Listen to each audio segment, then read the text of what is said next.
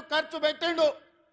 అందులో కాళేశ్వరానికి 1,02 కోట్ల రూపాయలు 1,02,000 కోట్ల రూపాయలు ఖర్చు పెట్టిండు. 1,02,000 కోట్ల రూపాయలు ఖర్చు పెట్టి ఆనాడు పండిన పంటను కాళేశ్వరం నీళ్లతో పండించిన అని గొప్పలు చెప్పుకున్నాడు. వారు చెప్పుకున్నప్పుడు మేమేం అనలేదు.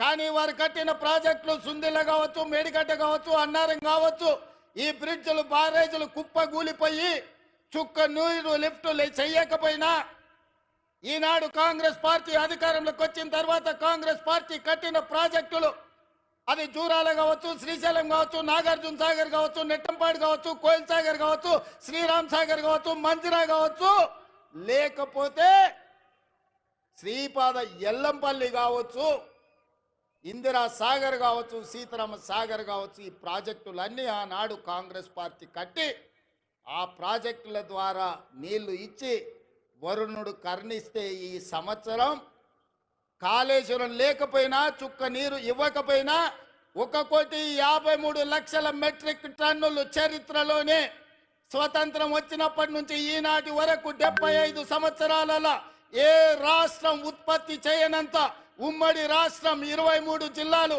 ఇవాళ ఆంధ్రప్రదేశ్లో ఉన్న 13, తెలంగాణలో ఉన్న 10, ఉమ్మడి 23 జిల్లాలలో కూడా ఒక పంటకు 1,53,00,000 మెట్రిక్ టన్నుల వడ్లు ఎన్నడూ పండలే.